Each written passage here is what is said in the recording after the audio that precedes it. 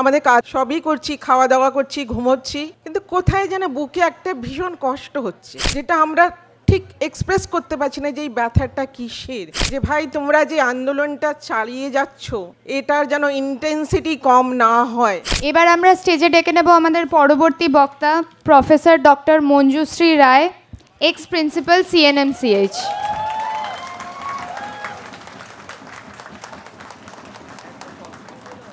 এখানে আমি অডিয়েন্সে বসে অনেকের বক্তব্য শুনছিলাম, ডক্টর অভিজিৎ চৌধুরী, সব্যসাচী ইত্যাদি, এবং যখন এই কথাগুলো শুনছিলাম একটা কথা আমার মনে হচ্ছিল এ তো আমারই মনের কথা। কাজেই আমি একটা কথা যেটা ফিল করছি যে এখানে যারা আমরা সবাই আছি প্রত্যেকেই বলছে হয়তো একজন, কিন্তু আমাদের ফিলিং সবারই কিন্তু একই, আর সেই ফিলিংয়ের জন্যই আজ আমরা এখানে। আমি যখন অমরেশের ফোনটা পেলাম আর ও যখন বলল যে ম্যাডাম আসতে হবে, আমি তখনই বললাম আমি যাব।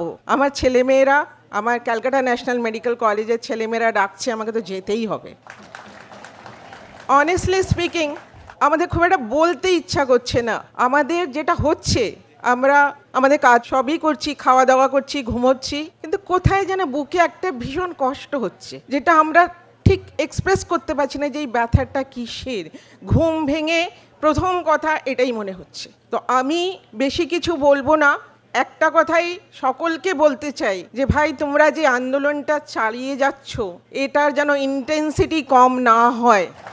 কারণ আমরা ইতিমধ্যেই শুনছি লোকে বলে time is the best Hilaire.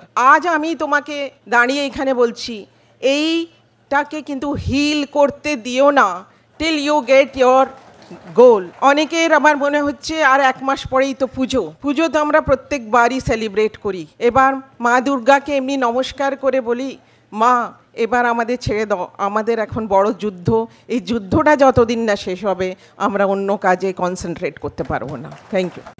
Bangla হান্টের আরো খবর দেখতে নজর রাখুন। বাংলা খবর মানেই বাংলা হান্ট।